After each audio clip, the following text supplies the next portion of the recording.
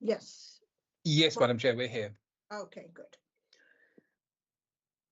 Welcome to an online meeting of RBKC's licensing subcommittee. We are considering objections from the police and environmental health to a proposed 10 for the front garden of Flat A, 88 Ladbroke Grove, West 11.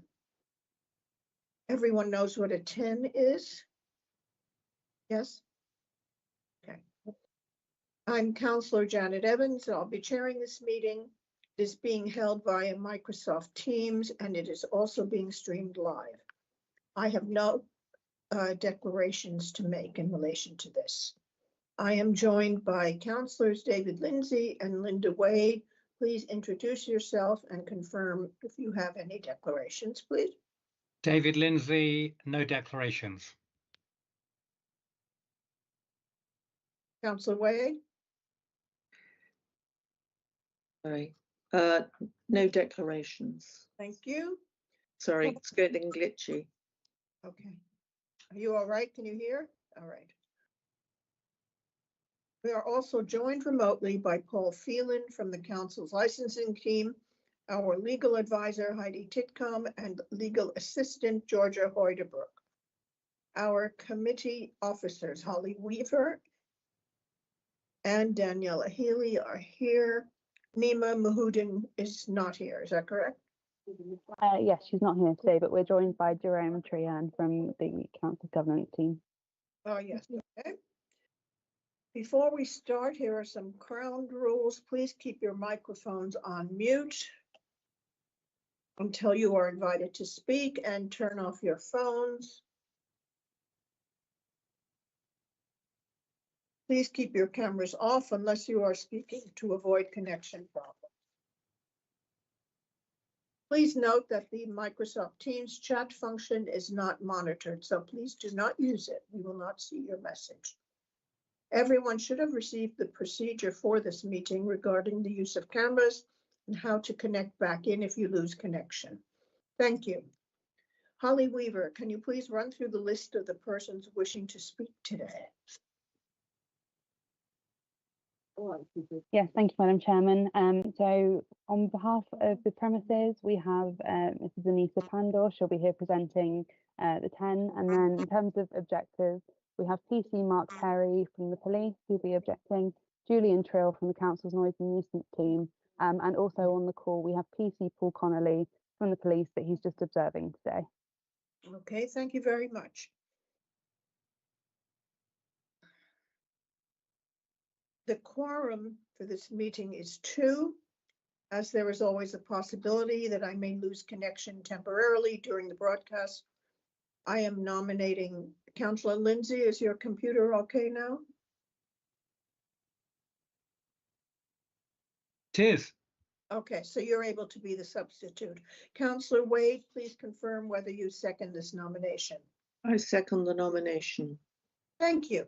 I confirm Councillor Lindsay has been appointed substitute chair.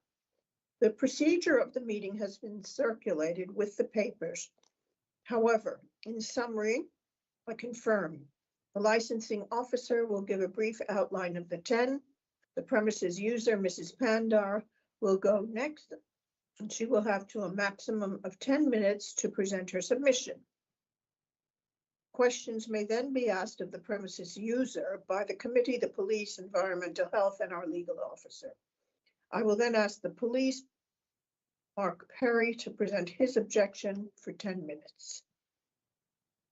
We will then ask questions in the same order of the police.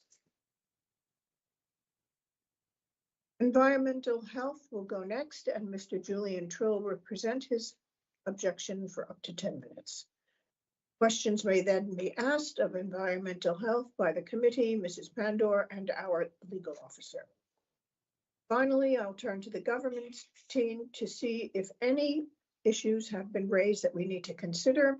There will be no summing up, and the committee will then adjourn for a short period to make our decision. We will reconvene to verbally announce the decision today. Let's get going. Mr. Phelan, please can you outline the 10 and confirm whether there are any additional papers? Thank you, Chair. Good morning, everyone.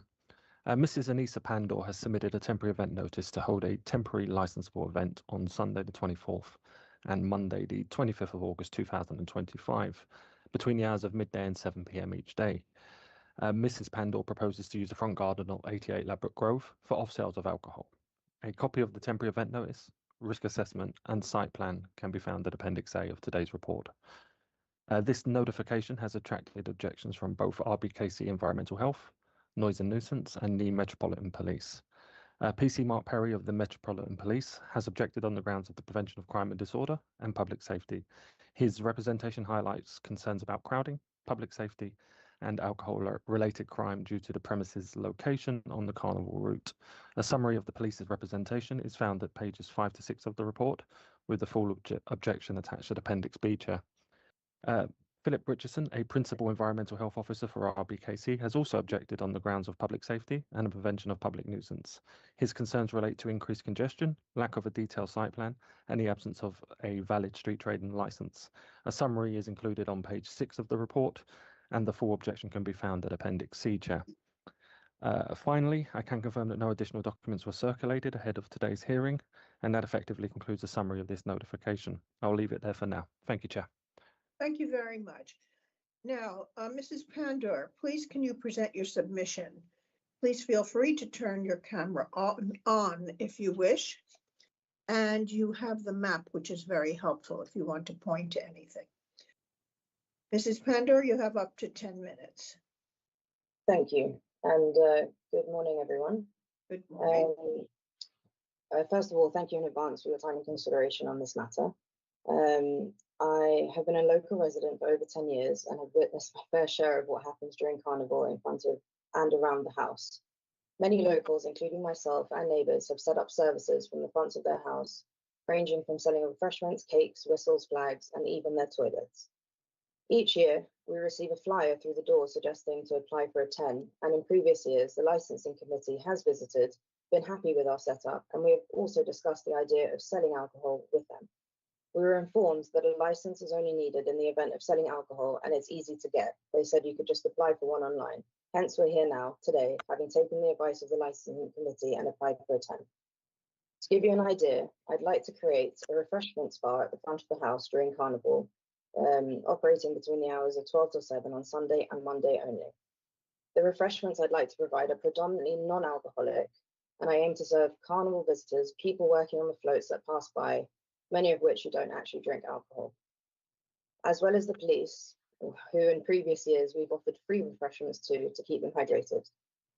In regards to my intended setup, to give you an idea of the space, the site plan provided, and please note this is not to scale, shows the front of my house. There is a gate and a railing behind which I aim to serve refreshments from, a table which is no bigger than 1 meter by 50 centimeters roughly. Drinks will be served in plastic cups, and the majority of which will be non-alcoholic. I will ensure adequate staffing and stewards, some of which are first aid trained and DBS approved, to help with any disorderly behaviour, and would like to work with and agree procedures with the police in advance. There is ample space to move around and for people to come inside off the pavement if needed, therefore mitigating any risks of overcrowding. Crowd control procedures will be in place if and when needed, and to reduce congestion, keep the queue under control. We can easily move the setup to the front door of the house, providing over 16 square meters of outside private space for people to queue. They won't be allowed to stay once they've made their purchase. In my risk assessment, I have considered and attempted to address potential concerns, as well as demonstrating my commitment to the Licensing Act 2003 to include but not limited to public safety and protecting children from harm, waste management, cooperating with the police, etc. Our intention is not to run a busy commercial operation, but to provide a small controlled service point. Being on the Carnival route, I have experienced firsthand the waves of people and have made personal efforts to help visitors. For example, I have allowed members of the public to sit inside or on the front stairs of my house when they have lost friends, are alone, and need to make a phone call, provided them with water when they are not feeling well and have nowhere nearby to go. On Family Day, the Sunday, mothers have even asked if their children can sit on the stairs at the front of our house from the safety of the crowd, which I always allow, and one year we even had children being placed by their parents behind the railings to protect them. I take pride in being a responsible local resident and in acting as a place of safety for children and members of the public. From this, I hope you can see that even so, I have and always will be committed to running a safe and enjoyable space for the public as part of Notting Hill Carnival. I also appreciate the opportunity to respond to the objections raised and respectfully submit that many of the concerns are either based on general assumptions or do not take into account the specific measures and context of my intended setup. I would like to raise a few responses to each of the objections. So there was an objection in regards to high footfall area and crowd density. Whilst it's acknowledged that the carnival does bring surges in footfall, these do occur in waves. For the majority of the time, the footfall in our section of the route remains low and manageable. My primary intention is to serve those working on the carnival floats who are part of the procession rather than large volumes of general public.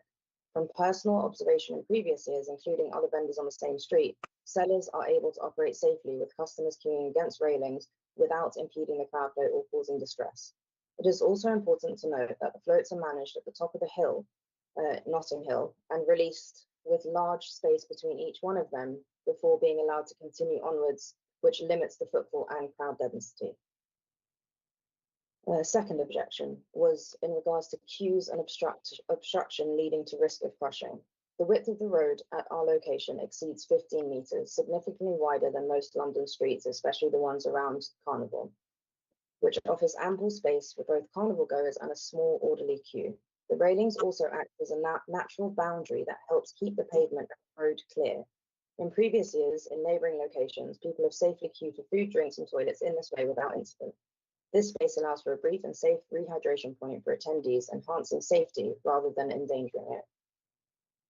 Objection 3, lack of queue, disorder and intoxication management plans.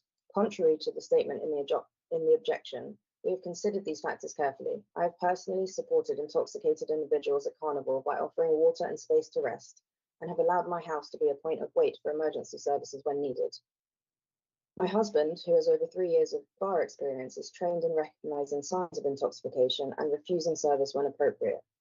Again, our intention is not to run a busy commercial operation, but to provide a small controlled service point.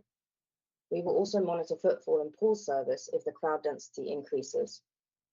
Objection number 4, risk of unauthorized street trading. With due respect, I am the owner of the premises and have applied as suggested by the flyer received through my letterbox from the council through the appropriate legal channel by seeking a temporary event notice from the council. This demonstrates that I am not engaging in unauthorized trading, but instead attempting to comply fully with all regulations. Raising this point against a lawful application appears inappropriate and misrepresents my intentions. Number 5, Appendix B, Risk Assessment and Management Plan. The criticism that our plan fails to address disorder or queues does not reflect the reality of Carnival. Whether alcohol is sold or not, intoxicated individuals and minor disorder are unavoidable and common across the event. These are not unique to my application. Our risk is not higher than any other vendor, and our preparations, including refusing service, working with the police when required, and using common sense safety principles, all are in line with best practice. Number 6, safety and welfare support. Awarding this license would allow us to provide a much needed welfare space. We have access to a gated area and offer our home as safe space when needed. This gives us the unique ability to offer refuge to vulnerable individuals, including young children, those feeling overwhelmed or intoxicated attendees. This would not be possible if we simply kept our gates closed and joined the crowd. We see this as a community safety benefit, not a risk. Number 7, access to toilets. There are public toilets less than 1 minute's walk away on Blenheim Crescent. In addition, we are willing to allow limited supervised use of our facilities, specifically for women and children when necessary. We will also adjust our selling times to avoid float pass periods and peak crowd moments, ensuring we do not contribute to congestion or unsafe conditions. Number 8, general risk of crime and disorder. It is not reasonable to suggest that our single point of sale substantially increases the risk of crime or disorder, especially when the event itself already involves large crowds and widespread alcohol consumption. People will bring their own alcohol regardless of our operations. We respectfully submit that we are being unfairly singled out and that similar risks exist for all vendors at Carnival. In fact, the safety measures and welfare support we could offer could help mitigate some of these broader concerns. So in summary, we have demonstrated that we are taking every reasonable step to manage risk. We are working within the law by applying for the appropriate license. We offer unique benefits to protect children and towards public safety.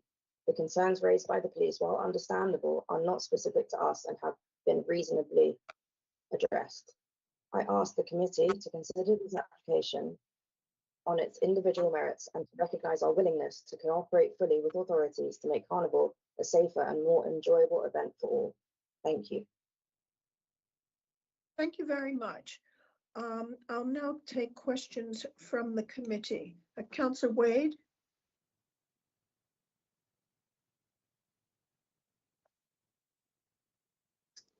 Sorry, the system's a little glitchy today. I do apologise.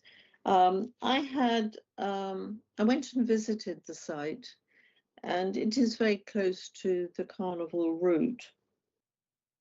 And so, could you just walk me through the risk assessment, how you arrived at, and also on the management plan, how many people would be servicing the sales and the distribution? This really? Sure, let me just pull up the documents.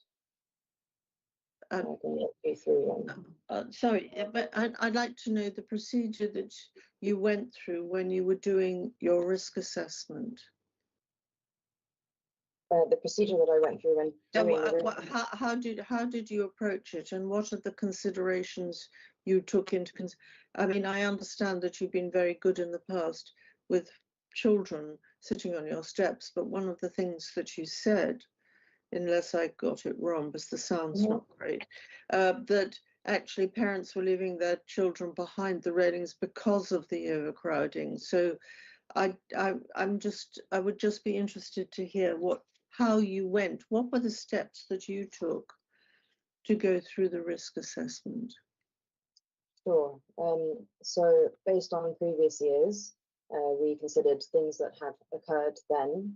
We've also done what you would consider a site visit to think of all the things that happen on site when the event is happening. In terms of what you mentioned about children sitting on the stairs, it's children and adults, if I'm honest with you.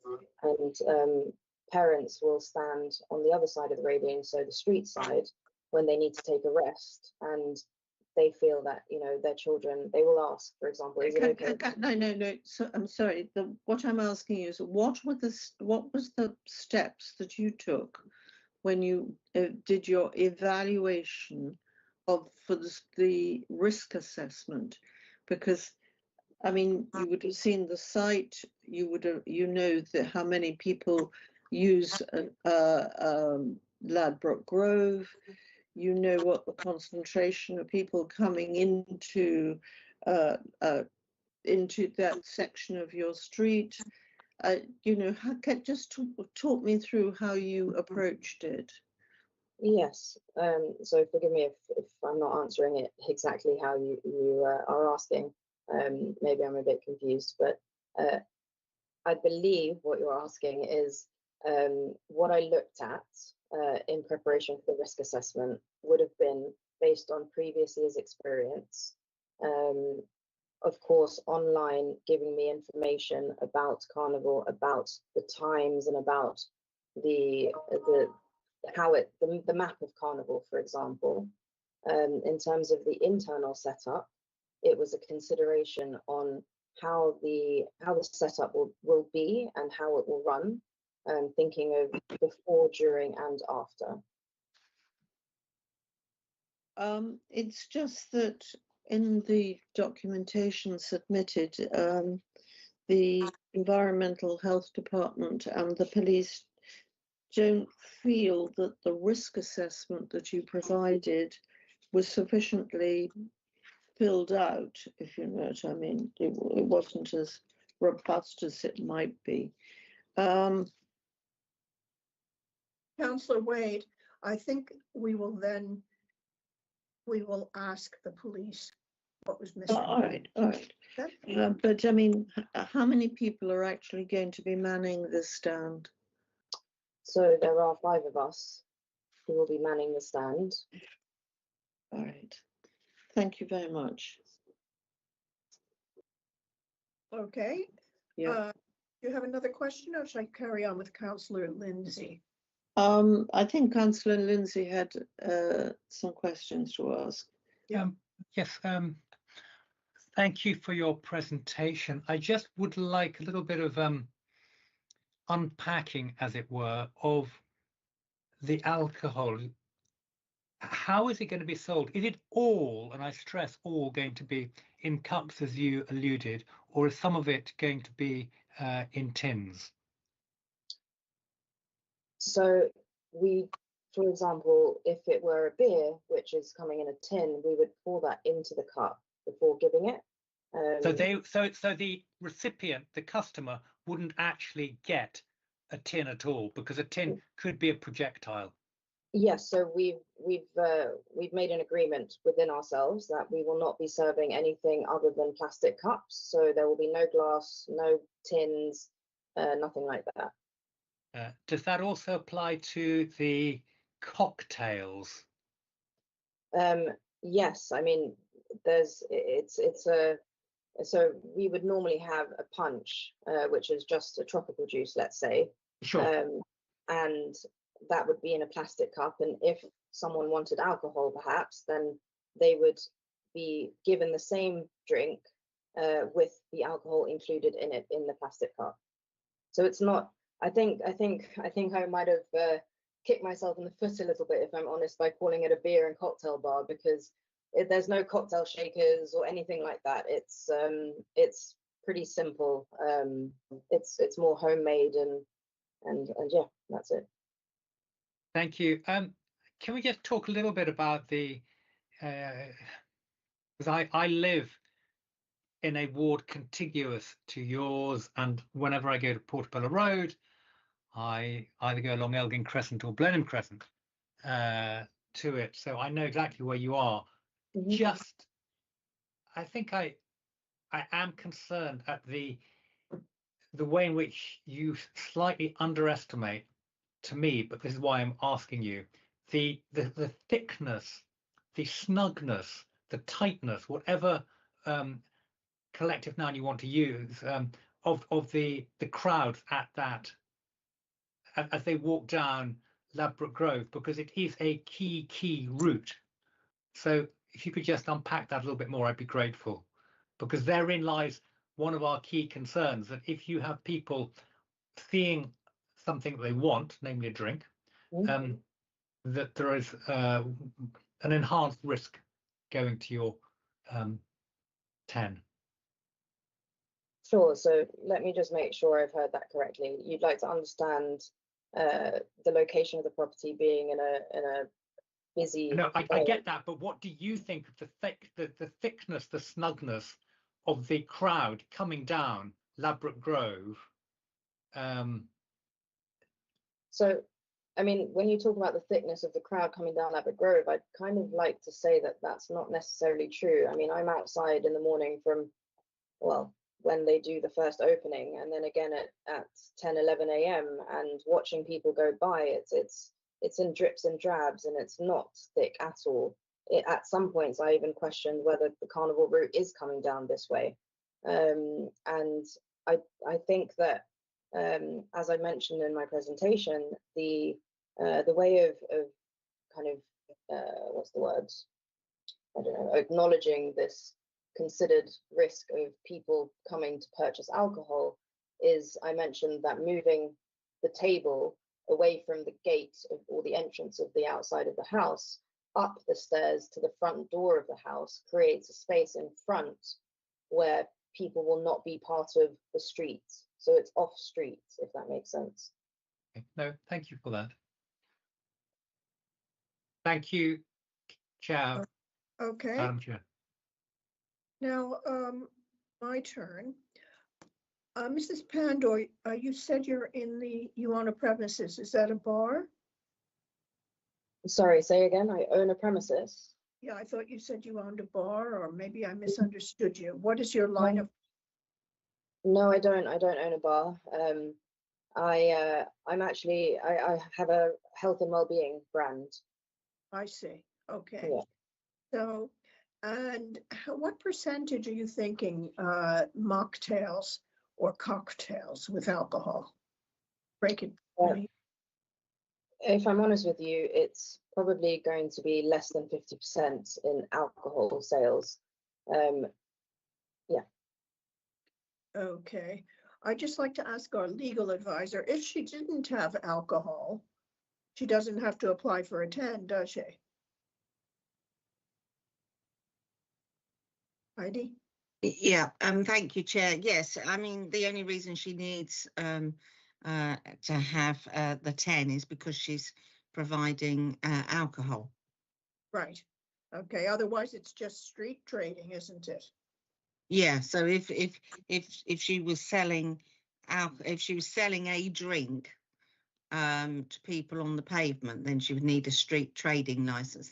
That's the point that the police are making. There's two separate regimes. We deal with alcohol licensing, and if you were going to even sell a soft drink and it's over the railings, then you would need a street trading license. Mm-hmm. Okay, it's just something to think about. Okay, any questions from our legal officer of Mrs. Pandor? The question I had is, if you were going to move the table up towards the door, how many steps are there up towards that? Off the top of my head, I think there's 5. 5 steps, and is there a railings? Yes, there are. Handrails? Yes. So how would you make sure that people, bearing in mind there's probably a lot of people, if they're walking up steps and then there's other people queuing to wait for a drink and people coming down, how can you make sure that will be done safely? So there's not only the ground level of the outside of the house, there's also a basement area. So I would suggest that anyone queuing will wait in the basement area, and anyone that wants to take their drinks will come to the bottom of the steps. There is maybe a space of about 3 meters by 3 meters just at the front, at the base of the steps, and with no problem at all putting something up to stop people going up and down the stairs. We would be the ones doing that from it's hard to explain. You've got the landing at the bottom on the ground, then you've got the stairs, and then you've got the landing on the top section before the front of the house.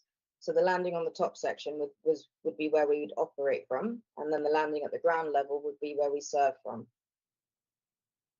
Sorry, could you just explain that again? So the doors are on the first floor, is it? The door. Yeah. The door is on. If we could just describe it in floors, as you say, Yeah. it's difficult to imagine. Yeah. So the door is on the first floor, where you would put a table which has a landing. Mm-hmm. But then you said you will serve from below, so I didn't really understand how that would work. Well, no, I would just think that instead of members of the public coming up and down the stairs to collect their drinks, for example, we, with the team that I have, we would have someone at the ground level to serve the drink, and someone at the first floor level, as we're calling it, to make the drink, for example, prepare it. Oh, right. So the people who want the drinks won't be coming up and down the stairs. No, I would prefer not to. And I also tend to, as mentioned before, the stairs are in a way a bit of a safety place for people who aren't feeling well, or children, or anyone really. So we also have access to inside the property, which is also an opportunity for people who need to get away from things. So it's not just stuck to those landings for us. Okay, that's very helpful. I'm just making a note. Thank you very much. Thank you. Councillor Wade wanted to ask a question about the basement flat. Councillor Wade? Yes, there are 2 questions. One is, what is your public insurance liability, and who owns the basement? So I am the owner of the basement. Sorry, you own the basement. I own the basement, yeah. All right, and the ground floor. The ground floor flat? Yes. No, I don't own the ground floor flat. So when people are sitting on the steps, which are going into the main body of the building, if I'm right, that effectively it's the other people in the building that could actually be compromised. So, and then steps, people using steps going down to the basement, you know, for waiting or whatever. Perhaps I didn't get that right. You can correct me. I'm just concerned about whether or not you do have insurance for this event. I do have a PLI. I'm not sure if it covers this specific event also, but more than happy to look into that to make sure it is. I mean, I think Carnival is a different scenario to the rest of the year. So I think that, and asking people to go down, because the frontage, the railings, from the railings to the frontage of the building is quite narrow at that point. So, you know, somebody might trip, fall, whatever. That's why I did mention. Just a thought. Yeah, that's why I mentioned in terms of serving on the front stoop. I kind of omitted that from the equation because of that specific reason. I think people standing still and waiting in line is very different to them running up and down the stairs to take their drinks and things like that. Well, as far as I can see from your description, you've got street side, railings, bar, front of house. Now, presumably, where you've got that L shape on the side, the part which is the most bottom part next, I can't really describe it, that's presumably going up the steps. The bar is the front as you immediately come in off the street, and there's a single level, and then at which point do the stairs go down?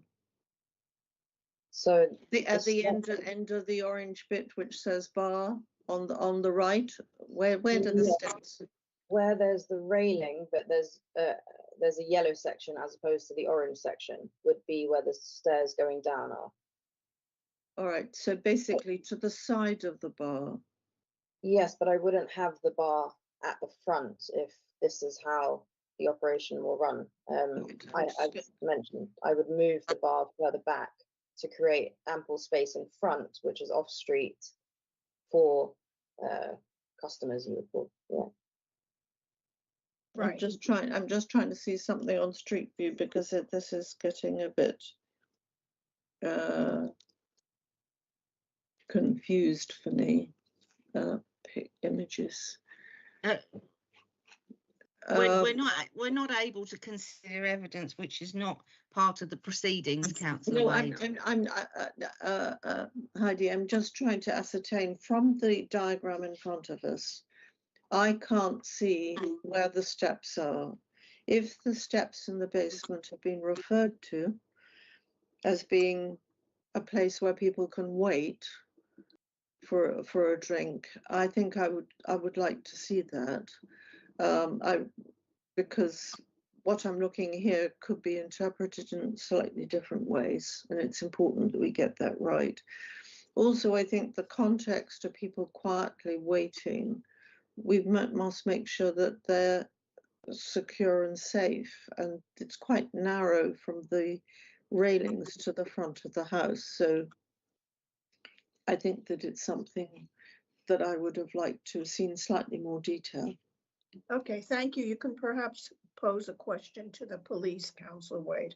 Thank you. Any questions from the police? Yes, Chair. I have a couple of questions, if that's okay. Please. Thank you. Mrs. Panda, you've said that the carnival, sometimes on some parts of the carnival, you've even wondered if the carnival's taking place, that it's in dribs and drabs and not very busy. I wonder if we could turn to page 22 of the agenda pack, please. Maybe we can put that up. That'd be brilliant. Thank you. If we could look at the first picture Yeah. on page 22, just up one more picture, please.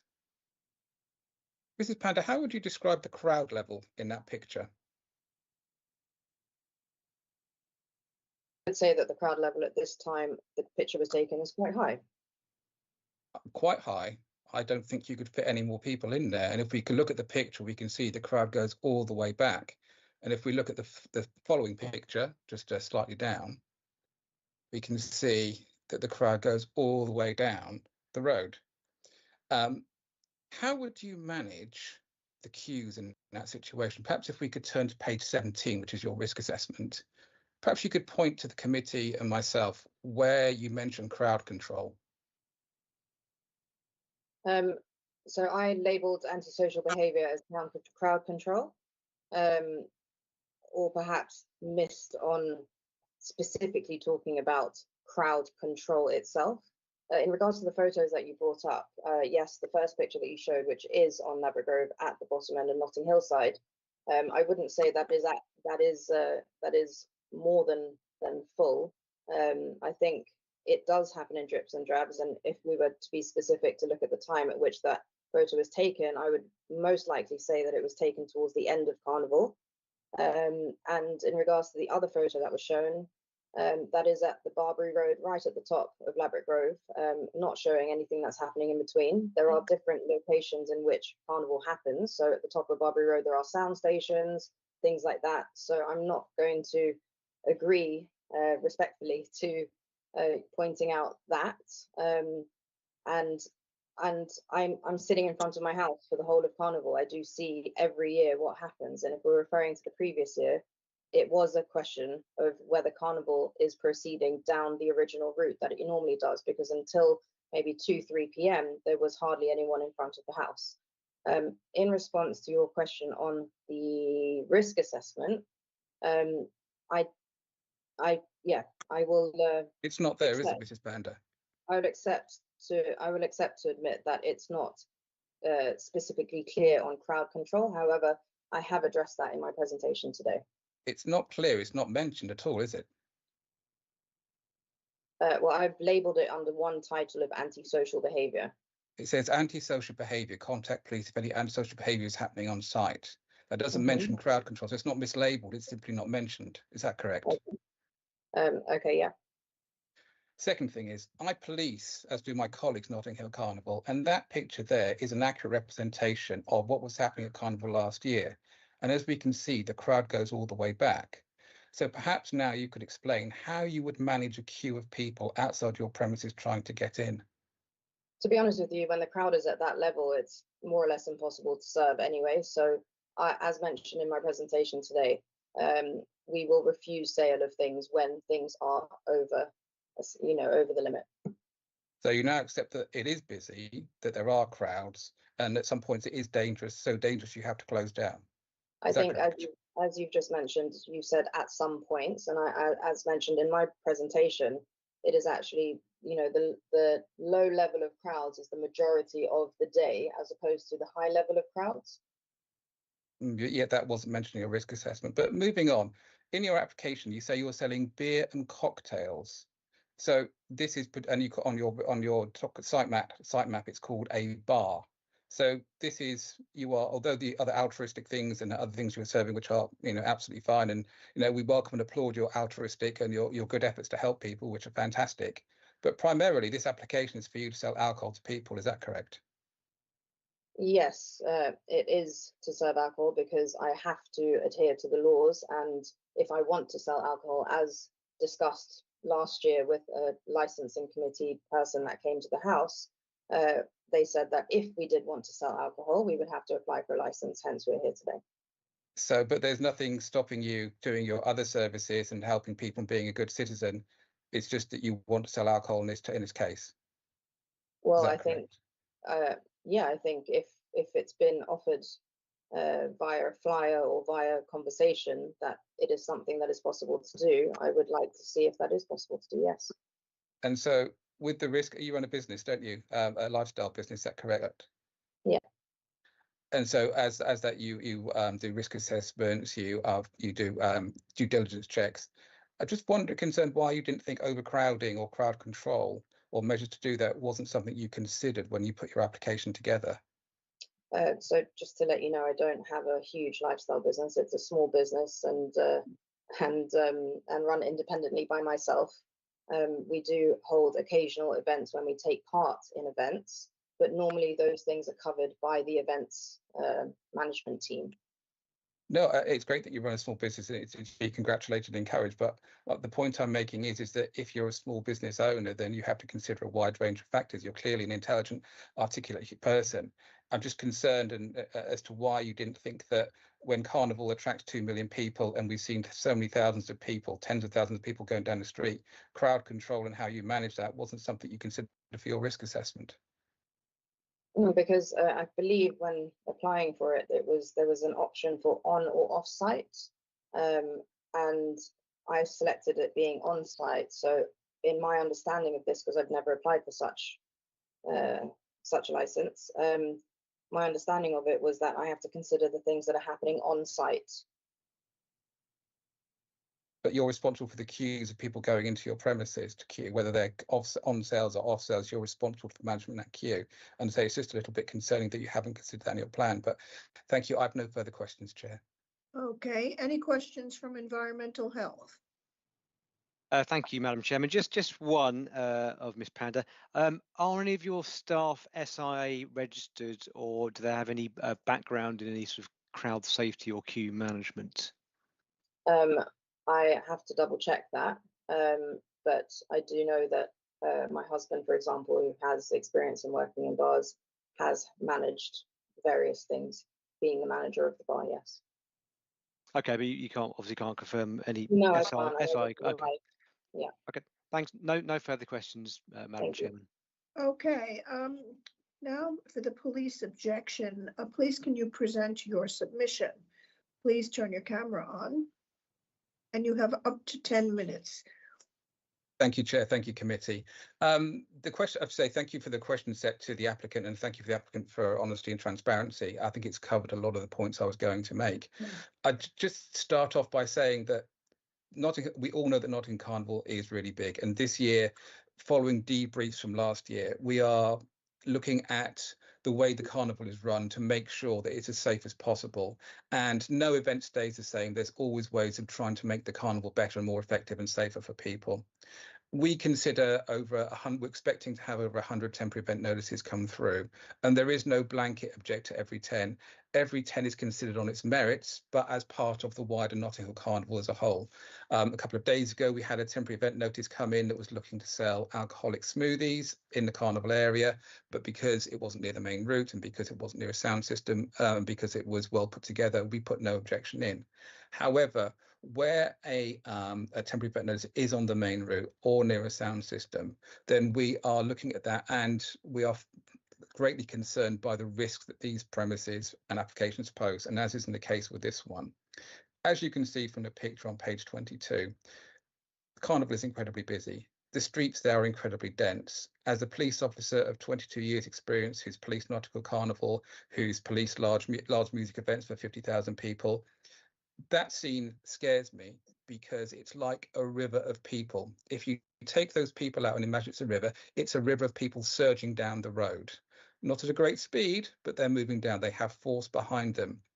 If you have a queue of people up against a premises or railings or a wall or a solid object, and someone barges into them, the force of the people, the sheer amount of them coming through, will pull them along. Imagine if that is an elderly person, someone who is less abled, or a child. They will get pulled along and separated. I saw this when I was working the Pride Festival a couple of weekends ago. There was a person, a family with a young person, 12-year-old boy, who simply got pulled away from the family because the people were coming down. He got bumped into and barged. Fortunately, we were able to find him and return him to his family. But this is the situation here. If you have people queuing up to purchase alcohol, they will cause a bump in the road, as it were. And it's incredibly easy for the sheer number of people coming down to bump into them, to move into them, for people to get pushed up against a solid object. And if you're being pushed up against a solid object with that many people and there's no room to move, it greatly increases the risk of serious injury. We've seen it before at tragic events like Hillsborough. We've seen it at the O2 in Brixton as well. If you then open the door, a side door, it's like having water coming into a container, a bath. If you open a bit of the bath and someone else come in, that water will fill up really quickly. It's the same here. The people will flow into that small space, whether it's downstairs or upstairs, and it creates a pinch point and it creates a potential for crushing. And that really is the greatest risk here. It's almost uncontrollable. I would not be, as a police officer, fit, healthy police officer with 10 of my colleagues in our police uniform with all our gear, I could not guarantee the safety of people in a queue waiting to get in there when the crowds are that dense. It's simply impossible to do. And that is why the carnival and the council have pulled all the sale plots along the carnival route, because it is simply too dangerous. Now, this temporary event notice will not stop the altruistic and good acts of the applicants. It won't stop that. But what it will do is stop the sale of alcohol. And if you're selling beer and cocktails in a hot day, when there are a few other premises, this is a residential area with 3 other premises close by, you are going to attract crowds. And it's not unreasonable to assume, certainly on a balanced probability, that queues of 20, 30, maybe 40 people will be there trying to get beer or alcohol if it's the only place selling it. And it is the only place selling it in the area. The applicant has not put down how she will manage that queue. And in your questioning and my questioning, she's not come up with an adequate excuse, rationale or description of how she would manage that safely. Safe to say she would open her gates and let people in. And as I've hopefully explained, when you do that, you simply increase the risk of crushing and people being pushed and crowd surges. Imagine someone who is being pushed, who's going into that or gets pushed into that small front yard area down the steps, who then wants to turn around and get out. Maybe they're claustrophobic, maybe it's crowded down there and they want to get out. It's impossible for them to do so. They're pushing against a crowd of people who are downstairs and pushing against a crowd of people who are trying to get in. It's unmanageable. And that is simply the risk. And so we say for this reason, and we know as well that Carnival does attract crime. We've seen high levels of crime over the last couple of years, sadly. We do know that if there are queues, it does increase pickpocketing risk. There's a risk of fights breaking out as people get bumped to in the queue. And there's a risk of sexual assault as well, which we've seen. For all these reasons, but primarily for crowd safety, for public safety, we say that this 10 is, on the balanced probability, unsafe, that there is no effective way to manage it. The fact that the applicant hasn't put down any measures to manage it gives us even more concern. But we simply say in this case, along the carnival route, along with the carnival organisers and the council have done in moving the plots to selling things, we say that this 10 is simply too dangerous and therefore the application should be rejected. Thank you. Okay, you've made your point. Any questions from the committee? Councillor Lindsay?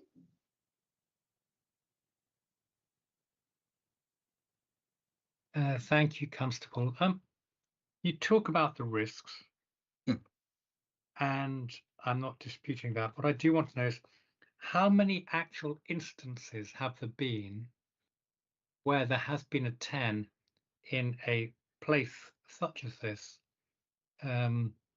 where there have actually, and I stress actually, been problems rather than you saying there might be a problem, but which actually hasn't materialized? Thank you. It's a very good question, Councillor. It's almost difficult. I don't have those facts and figures for you, I'm afraid.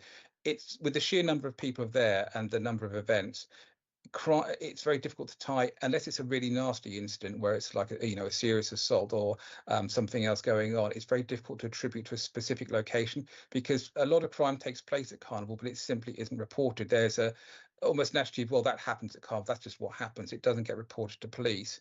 And even if it does, people don't tend to know where they were when it happened. The number of times we've seen reports, it happened at a bar, it happened at a stall on Carnival on Ladbroke Grove. It's almost impossible to tie down accurately. So the honest answer is I don't have those figures for you. All I can tell you is that based on the risk assessments that we look at, our experience as police officers, as the crime and disorder and public safety specialists, and based on the fact that the Carnival themselves have removed the selling plots from the route, is that risk is there and it is real. Thank you. And Madam Chairman, over to you. Okay, Councillor Wade? PC Perry, what time were these photographs taken? Do you have you?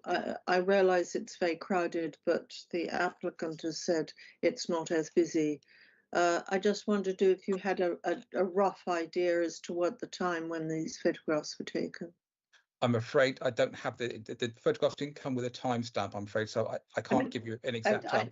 I just thought I'd ask. And I presume that given the conversations around Notting Hill Carnival safety, has there been, do you feel that there is a different response by the police this year to former years? That's a very good question, and I can feel my neck looking upwards as I look for senior ranks. I think, as the commissioner has said, and the commanders responsible for this, is that we are focusing very much on policing crime this year, and stewarding is something that is being dealt with primarily this year by the carnival organisers, and we know the concerns, obviously in the articles I submitted as part of this objection, with regards to the numbers of stewards, and I know that the council have stepped forward and given £1 million for extra stewarding, but it's still a concern. Even if you look at that picture there, which is an arbitrary snapshot of Carnival, very close to the applicant's house, there are no police officers there. Even if you had 20 police officers, let's say you had a serial of police officers, 1 inspector, 3 sergeants and 21 PCs, there is no way they can get from one side of the road to the other to deal with it. If they did, they would probably cause more problems than they would solve. It would have to be incredibly serious. It would have to be a sort of life and death moment for them to try and get across there. Because if they did, they would cause people to trip, people to be trod on, people to be crushed.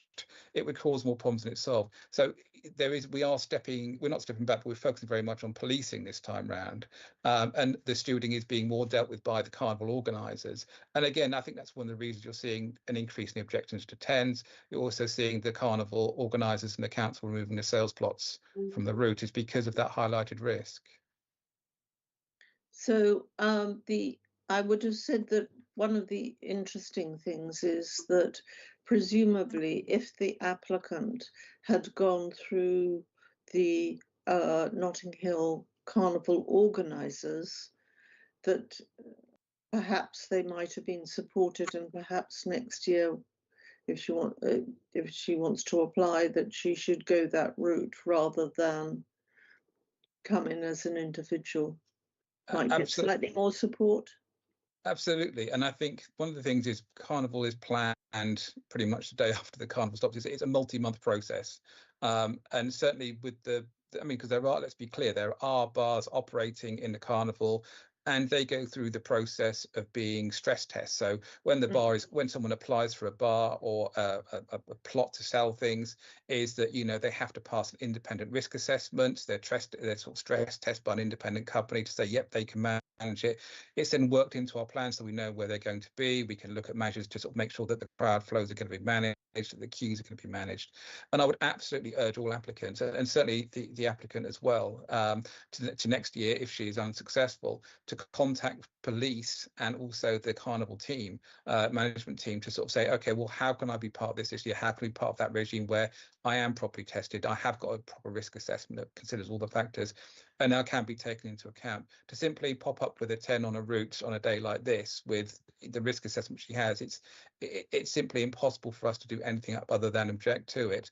And I think the thing as well is, like, if you want to make some money, and I accept full well that if you're living along Carnival routes, being able to sort of make some money from it is, reasonable request. It's just doing it in a way that's safe, and maybe not doing it at her house, but doing it a plot further down or slightly off the Carnival route where it's safer. Thank you. Thank you. Okay, so basically what you're saying is that the application was not sufficient and the location is not good, to sum up. Absolutely, Chair. Okay, thank you. Okay, any questions from our legal officer? No, thank you, Madam Chair. No questions. Any questions from Mrs. Pandor?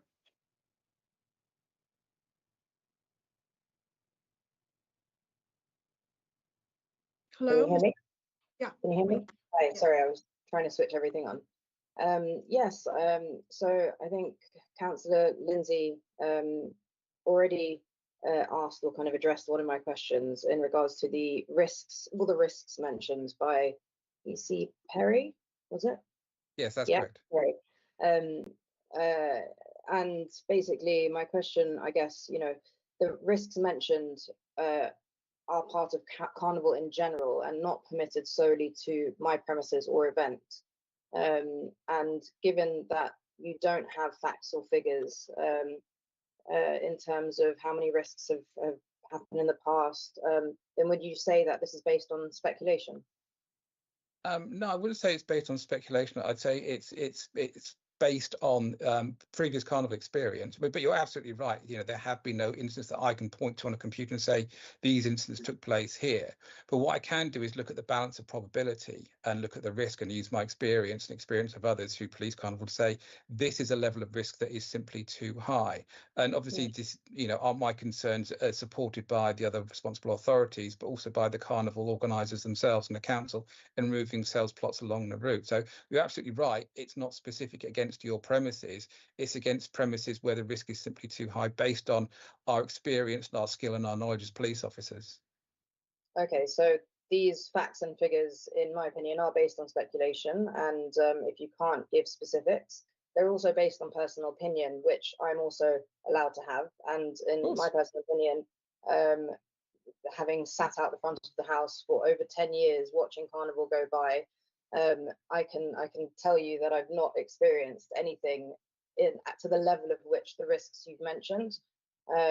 So that's kind of what I'd like to say on your point that you've just made. Again, another point that I'd like to make, which I think Councillor Wade touched on, was to do with the photograph, which we can all see now on the screen, where there is no time or date for that photograph mentioned. And I would say that, again, looking at this with a specific time and place might be different. But if it is a specific time and place, it's not overall across the entire day between 10 a.m. and 7 p.m., which is when the licensing hours would be running. This photograph specifically could even be after 7 p.m. as it is summer and we do have daylight way past 7 p.m. Could it not be?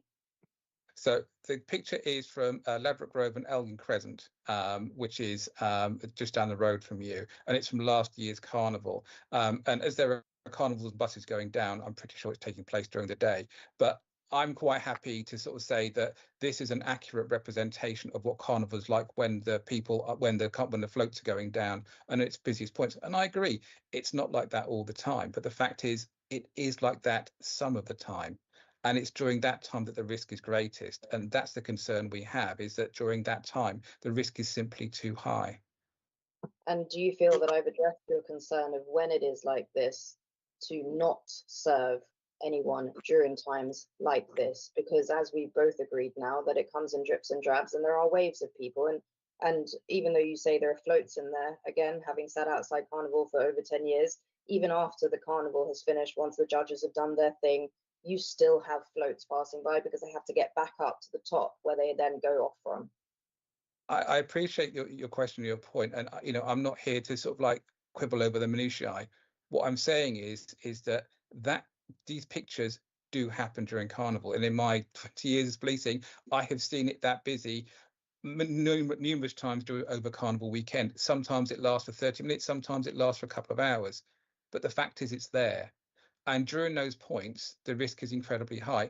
I personally have had to pull people out of the way from being crushed against the walls because the crowd is simply too high. I've had to put my body in front of people and push my arms against the railing to prevent them being crushed. So I know full well these happens, as I believe you do, and so do the local councillors. And the fact is that your risk assessment did not mention crowding. It did not mention how you would manage that. To simply say you would open the gates, allow someone in, is to invite disaster, because you're then inviting people to go from that huge crowd to come into a very tight, confined space where they're surrounded by walls where they can be crushed and they can be pinched. There is nothing stopping you selling the other things, but where there's the additional draw of alcohol, that increases the risk that people will want to come and purchase it, which increases the risk of queues, which increases the risk of pushing and shoving and crowding and spiking, which increases the risk of assaults taking place. I'm not blasé to the fact that, you know, that the vast majority of time carnival is fun. It's a wonderful experience. But the fact is the risk is real. There were over 300 arrests last year. 661 police officers were injured last year. These things do happen. And this process is about making sure it's as safe as it can be. And that's why not only we've objected to this, but the other authorities have. And the carnival and the council have pulled the plots along the route because they say along the route, it is simply too dangerous.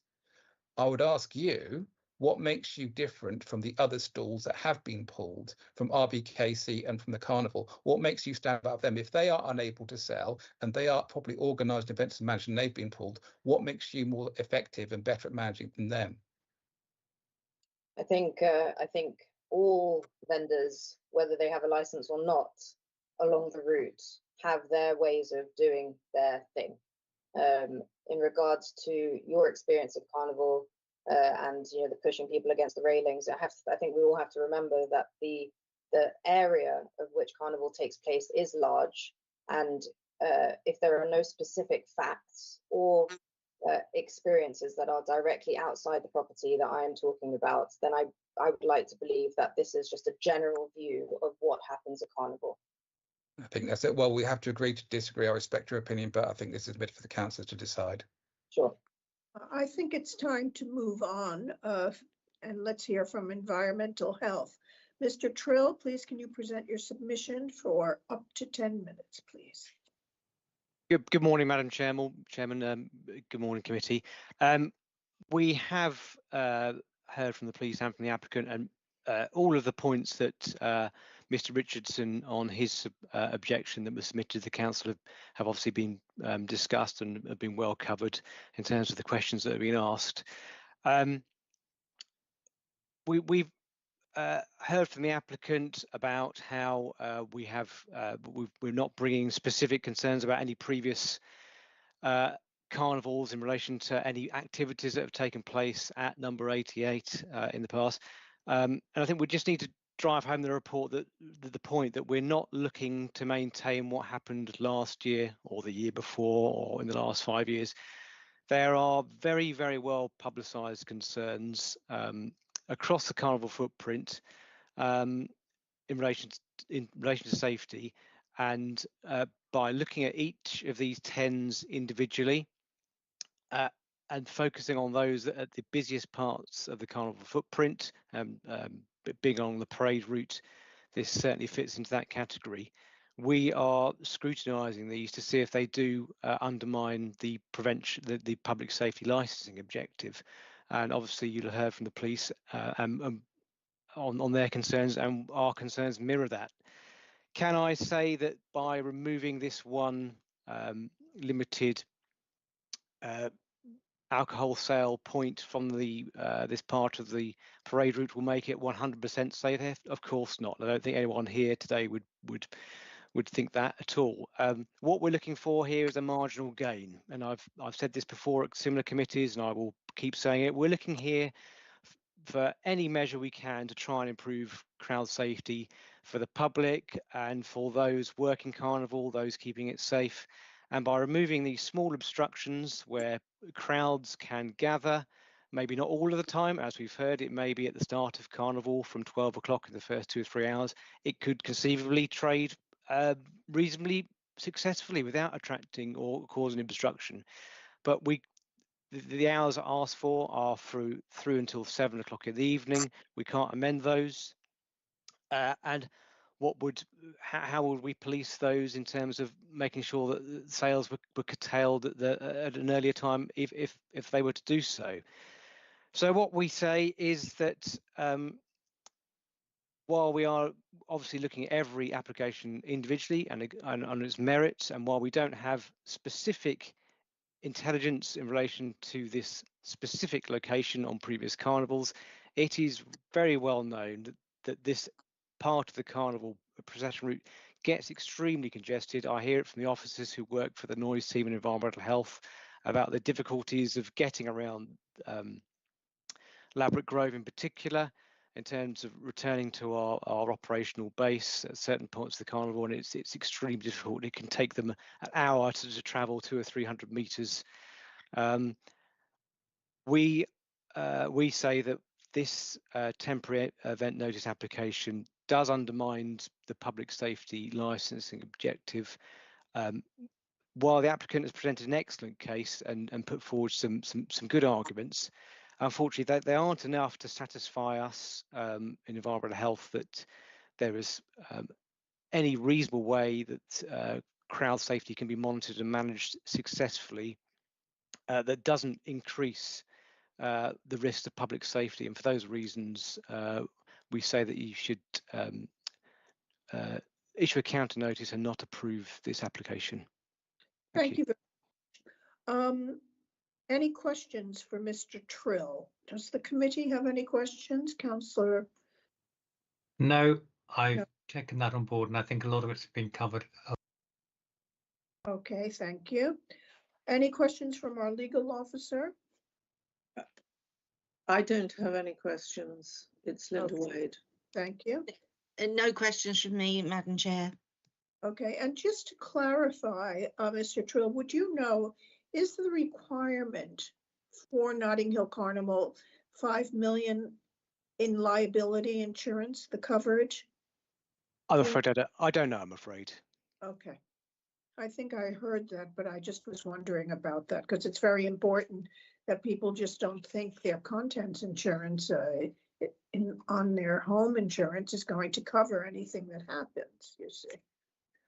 Okay, any questions from Mrs. Pandor? Hi, yes, I wanted to just ask, you mentioned that we would be the only place selling alcohol. I believe that there are places less than 100 meters away, if I'm correct in looking at the map, they are selling alcohol. So I don't believe in the sense of what you're saying of being the only place in the area will cause X, Y, Z. Am I correct in thinking that there are other vendors less than 100 meters away, for example, on Kensington Park Road, the adjacent streets, where they are selling alcohol? I personally don't have that level of knowledge in terms of what's occurring on Kensington Park Road. In terms of temporary event notices, then obviously as we've heard, all of the carnivals and council licensed pitches along the parade route have been removed, so there won't be any sales of alcohol and other goods along the parade route. There may be other alcohol pitches on parallel routes further back in areas of less congestion. Okay, from previous years, there is a vendor on the corner of Blenheim Crescent and Ladbroke Grove. So I don't understand how that is any different. And they are a licensed vendor. And if, for example, it is not being sold on the street, then is that not considered off the route in which you are concerned about? So I didn't fully understand the question there. In terms of Blenheim Crescent, I'm aware of a 10 application along there that we have objected to and may well come to a hearing. So we are looking at alcohol sales along the parade route and just off of the parade route. Now, in terms of on sales and off sales, I'm not sure quite what the question was.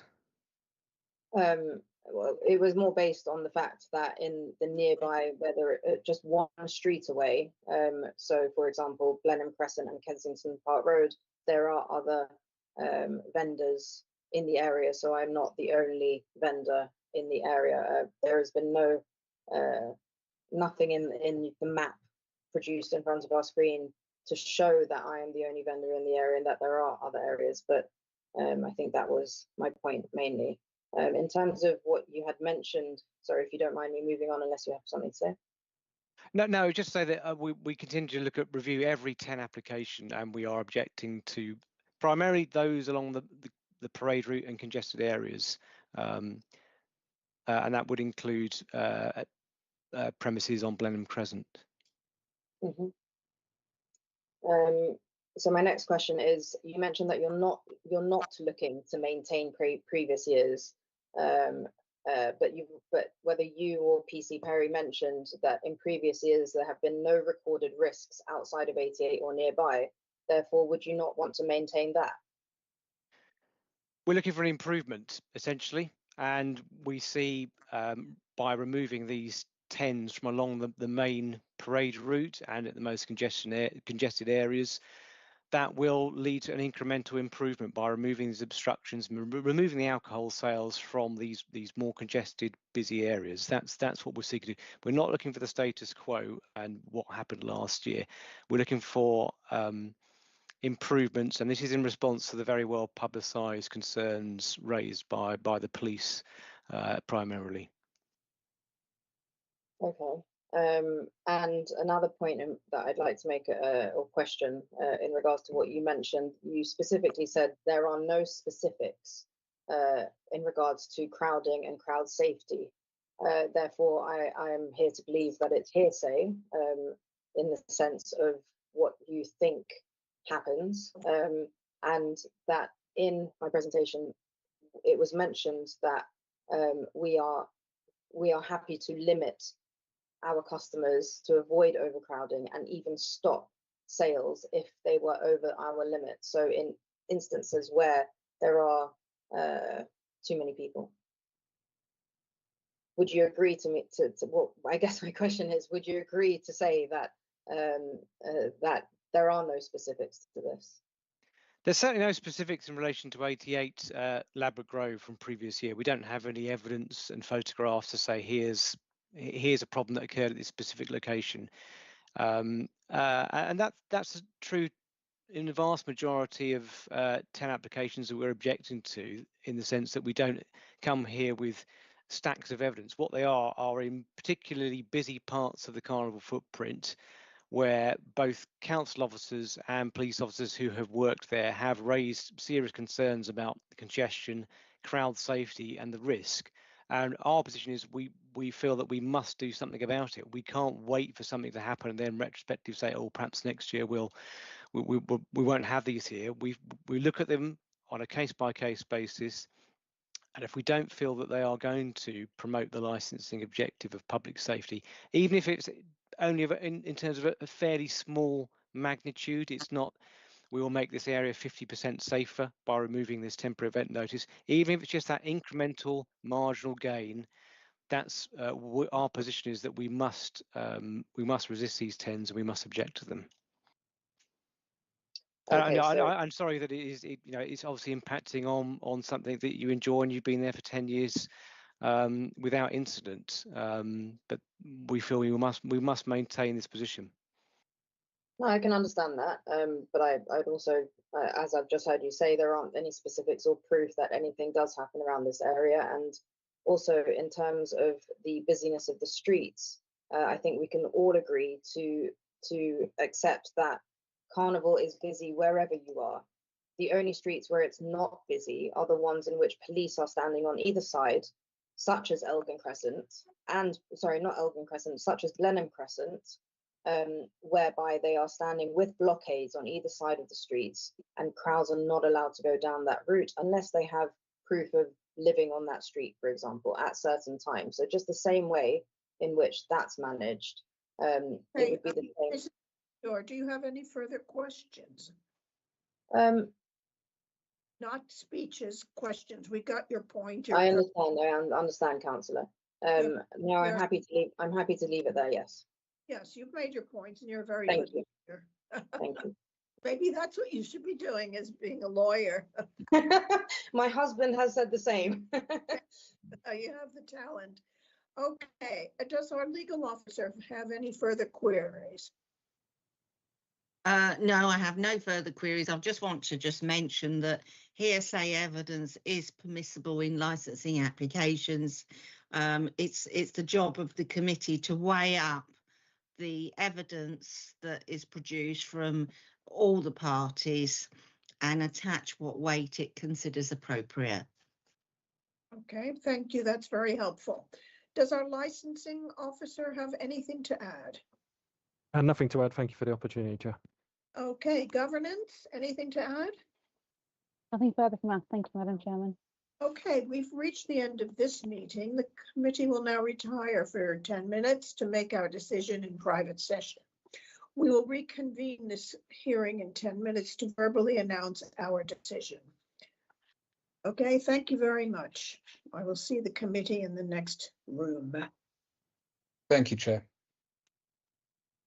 Thank you. So to everyone still on the call, if you want to come back to your devices, rejoin the call, probably from about 11:25, then the committee will announce their decision and then the hearing will end. So feel free to keep your mics and cameras off, but come back for 11:25. Holly, thank you for that.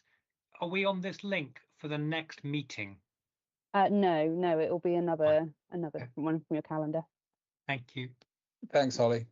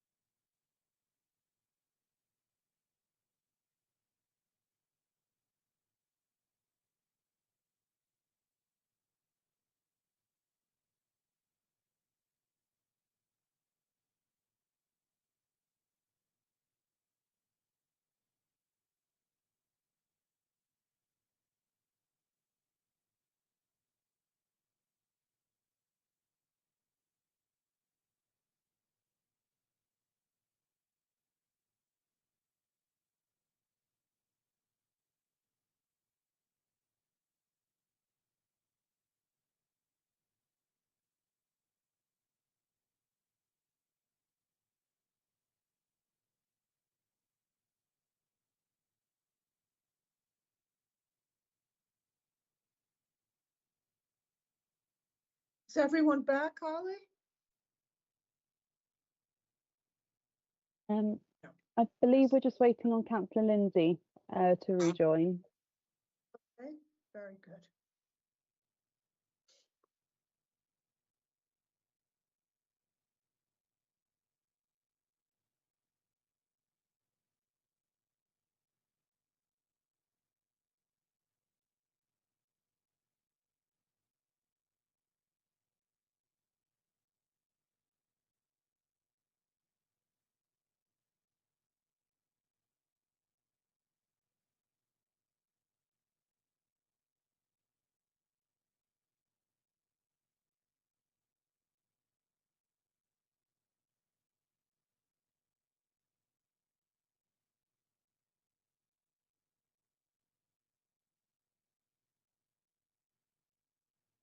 Apologies for being late. I was having a bit of difficulty getting in.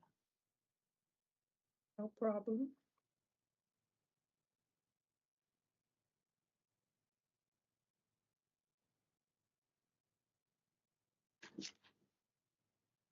Okay, Councillor Lindsay, are you back?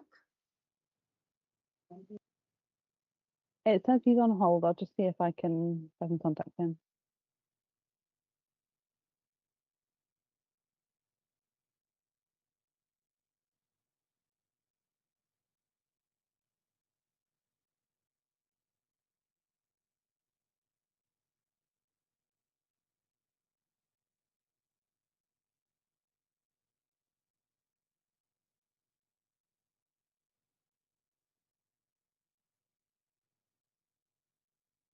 Everybody's back who should be, Madam Chairman. Thank you. Okay. Police, are you here? Yes, Madam Chair. Okay, very good. And Mr. Trill? Yes, Madam Chair. Okay, let's get going. Is the applicant here? Anissa? Yes, Madam Chair. Okay, very good. The committee has considered the committee papers and the submissions made by the parties, both orally and in writing. In reaching its decision, the committee has had regard to the relevant legislation, the Secretary of State's guidance, and the authority statement of licensing policy. In summary, the committee decided, after taking into account all the individual circumstances of the case and the prevention of crime and disorder and public safety licensing objectives, we have decided to issue a counter notice under Section 105 of the Licensing Act 2003 for the event. This notice means permission for the licensable activities requested in the 10 has not been approved and the 10 cannot take place. The committee decided that allowing the 10 would, in this instance, undermine the prevention of crime and disorder and public safety licensing objectives, and it determined to issue a counter notice under Section 105 of the Licensing Act. A copy of the reasoned decision will be provided without undue delay.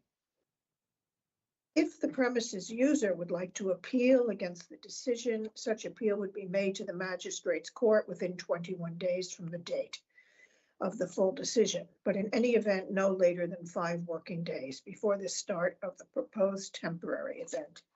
We would like to thank everyone for their time, and the committee feels that the applicant should, for the next year, speak to Notting Hill Carnival, get more input from licensing and from our environmental officer and the police.